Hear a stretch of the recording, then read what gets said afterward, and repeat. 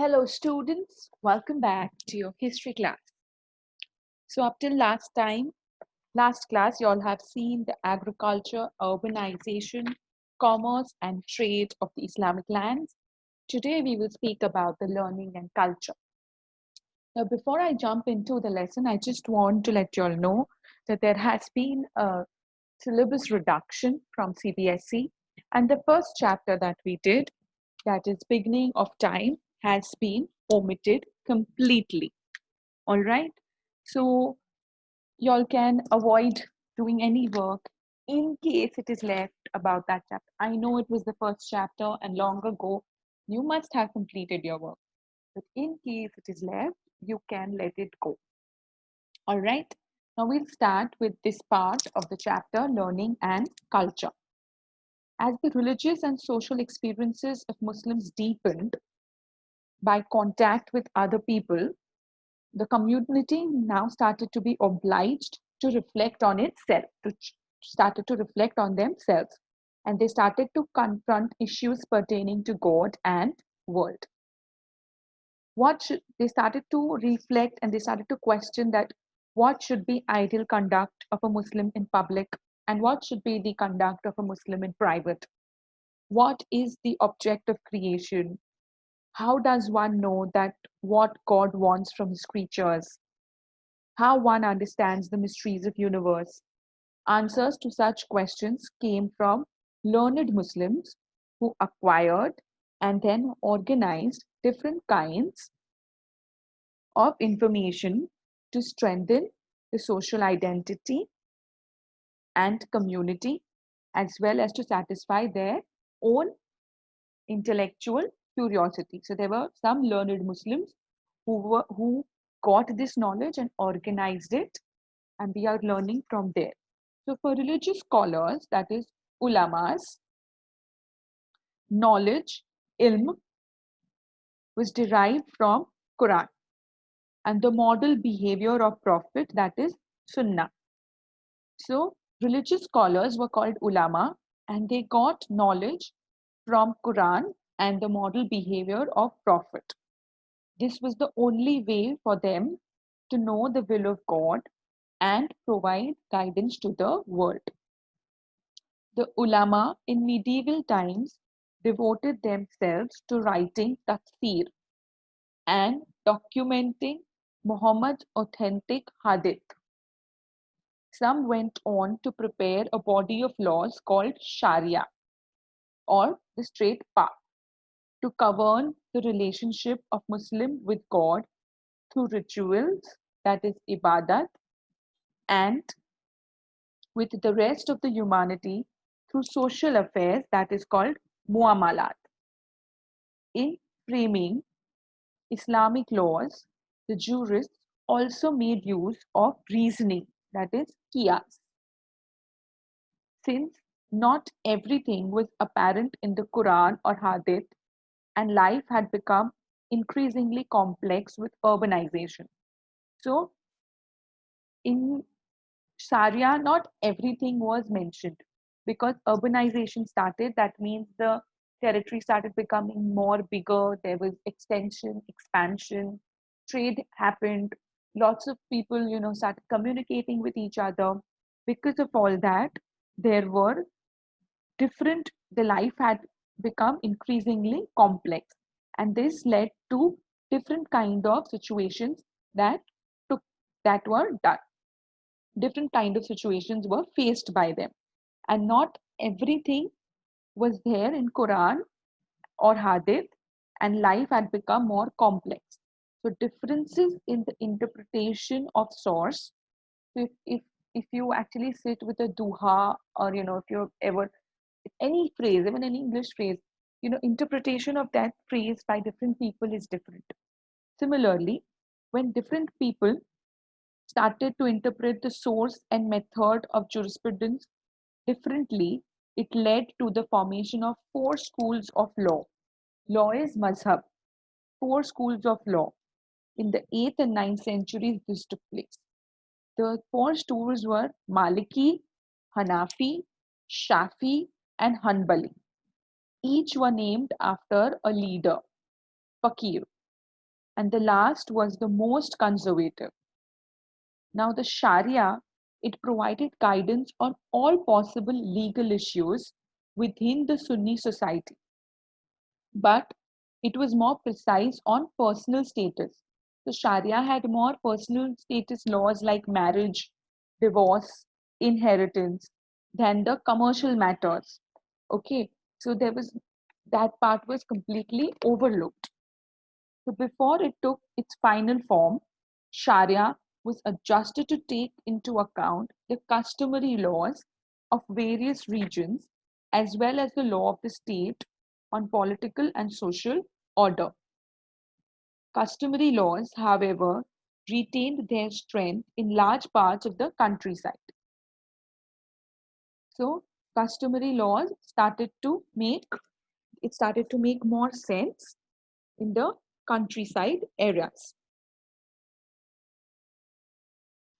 So customary laws retained strength in large part of countryside, and they continued to bypass the Sharia in matters such as inheritance of land by daughters. In most of the regimes, the ruler or his officials dealt routinely with matters of state security and sent only selected cases to Qazi. So Qazi was like a judge over there, but he was not involved in all the cases. He was only involved in a few cases. So the Qazi was appointed by the state in each city or locality, often acted as an arbitrator in disputes rather than a strict enforcer of Sharia.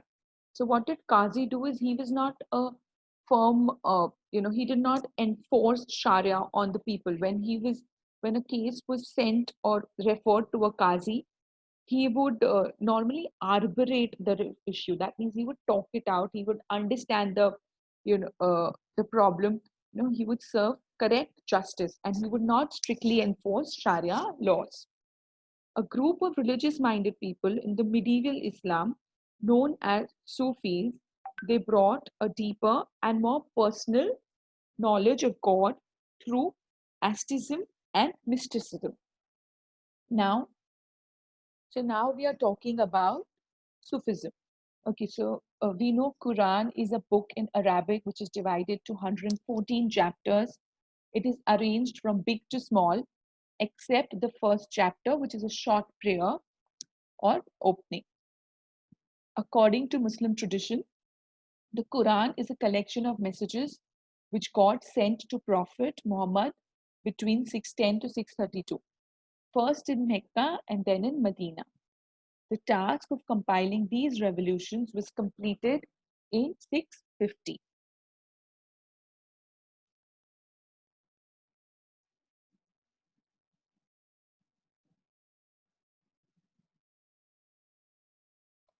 Okay, so a group of religious minded people in the medieval Islam started to be known as Sufis. They had a deeper and more personal knowledge of God through asceticism and mysticism. The more society gave itself up to material pursuits and pleasures, the more Sufis sought to renounce the world. So they were like saints. They were renouncing the world. Okay. And they relied on God and God alone. In the 8th and 9th century, ascetic inclinations were elevated to higher stage of mysticism by the idea of pantheism and love. So what happened is later on they were inspired. They were inspired by they were inspired by pantheism, and pantheism is the idea of oneness with God and His creation, which implies that the human soul must be united with its maker. So they thought that there was only one way out, and that is unity with God. And unity with God can be achieved through intense love for God, ishq, okay, which the woman saint Rabia of Basra preached in her poems. So Bayezid, who is an Iranian Sufi, he was the first one to teach the importance of submerging yourself in God. Sufis used musical concerts to induce ecstasy and stimulate emotions of love and passion. Sufism is an all is open to all regardless of the religious affiliation, status or gender. It is open to everyone. Dhulund Misri, he, whose grave can still be seen near the pyramids in Egypt, he declared before the Abbasid Caliph Al-Mutaqawil that he learned true Islam from an old woman and true chivalry from a water carrier. By making religion more personal and less institutional, Sufism gained popularity and started to pose a challenge to the orthodox Muslims. Okay, it started to become it became a challenge to orthodox Muslims.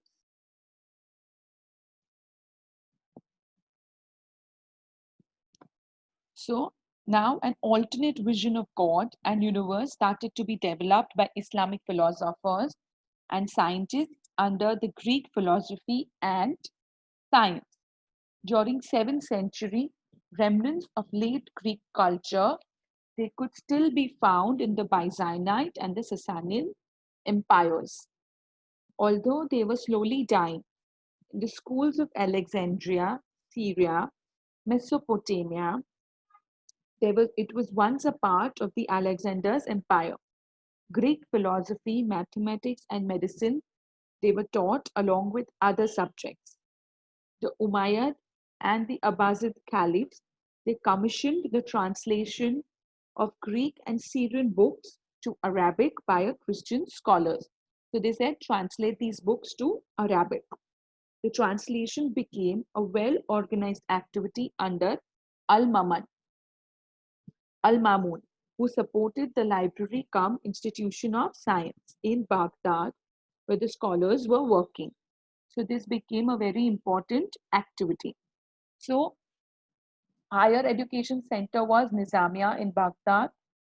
Mustariya Madrasa of Baghdad was founded in 1233, and the madrasa is a college of learning for students who had finished their schooling in Maktab. Madrasa was attached to mosques. There were education institutions in Alexandria, Syria, Mesopotamia, and the Greek philosophy, maths, astronomy, medicine books started to be translated to Arabic. Okay, now translation became a well organized activity under Al Mamun. He supported library cum institution of science in Baghdad, where the scholars worked. The works of Aristotle, the elements of Elucid and the Ptolemy alchemies, they were brought to the attention of Arabic reading scholars, and Indian works in astronomy, mathematics, and medicine was also translated to Arabic during the same period. These works reached Europe and kindled interest in philosophy and science. Okay, so these interests they started because of these the interest in philosophy and science started.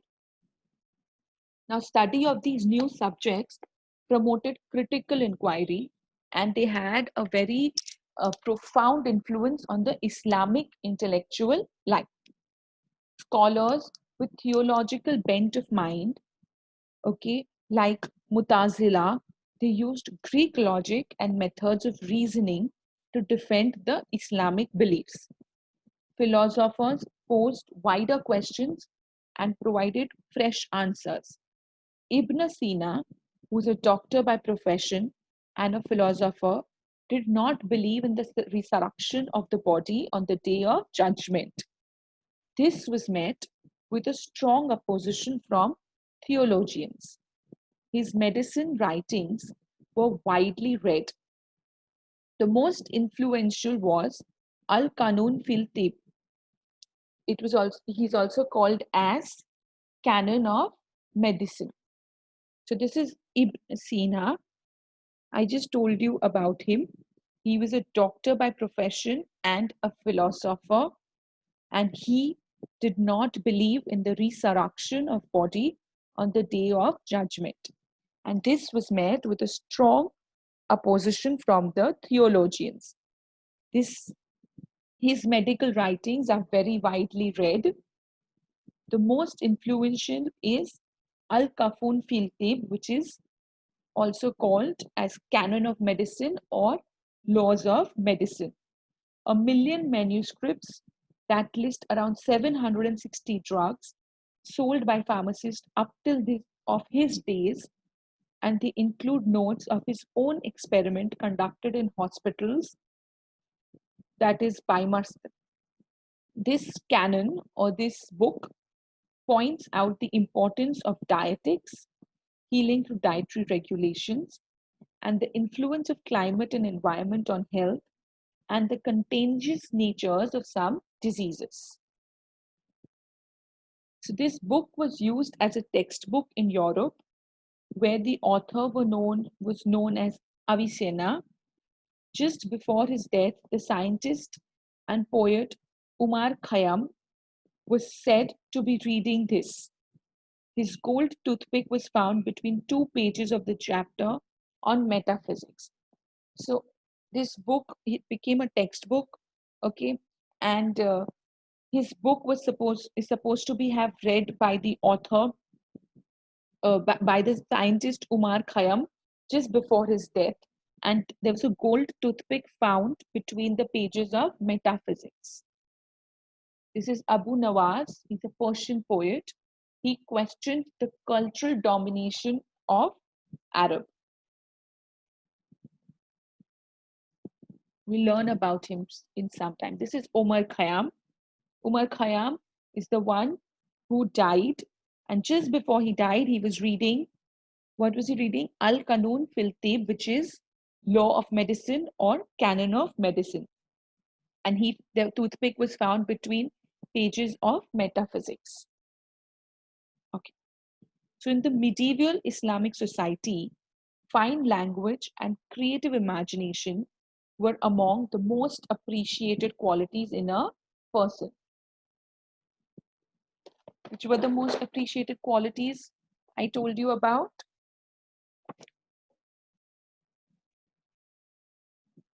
Fine language and creative imagination.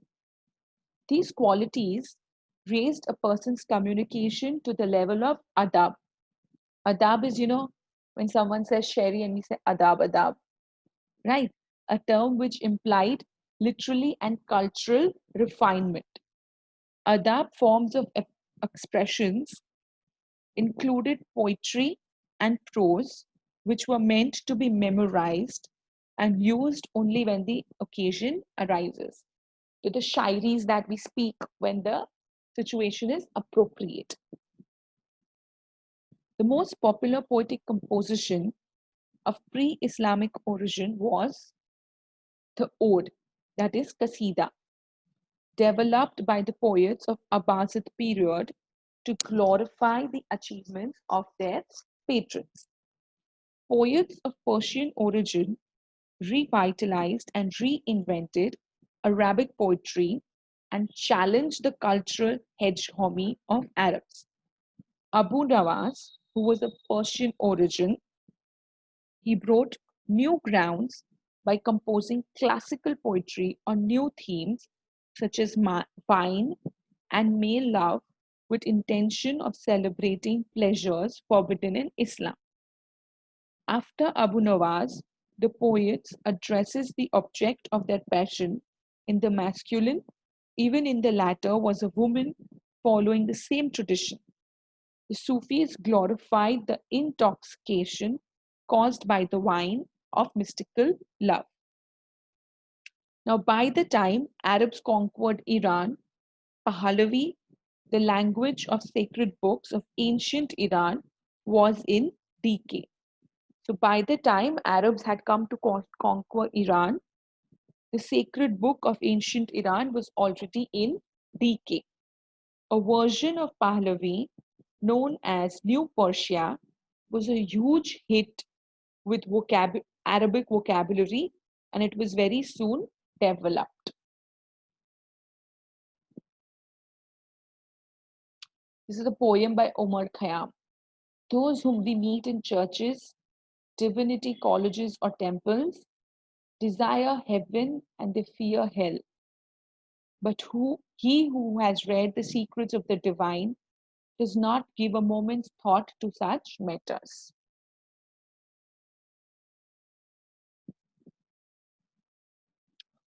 So the formation of sultanates in Khorasan and, and Transoxiana took New Persian to greater heights.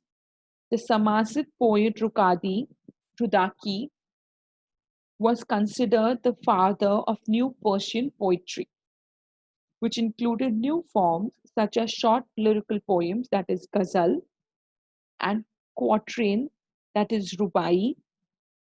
The rubai is a four-line stanza in which first two lines set the stage, the third is finely poised, and the fourth delivers the point. In contrast to its form, the subject matter of the rubai is unrestricted. So basically, rubai is a four-line poem in which the first two lines will set stage, third line is very finely poised, and the fourth line, it will deliver the point. It can be used to express the beauty of a beloved or to praise a patron, to express the thoughts of the philosophers. The rubai reached its zenith in the hands of Umar Khayyam, also an astronomer and mathematician, who lived at various times in Bukhara, Samarkand, and Ishfaq. So with this, I'm going to end this class. We will end with this quatrain that we just read, and we will apply what we studied. That is the first two lines, they form the base. So all those who we meet in churches, divinity colleges or temples, or basically the pundits, I can say, they all desire heaven and they fear hell. But the ones who have read the secret of divine, they don't care about such things. They do not give a moment's thought to such matters. Okay, so with this, I end this class. The chapter is not over. We will continue next class. Till then, um, you can write down a few points what we discussed today, okay, in your notebooks. And then we'll continue next time. Again, we will learn the same topic, that is learning and culture in the Central Islamic land. So stay home, stay safe, take care, and keep learning.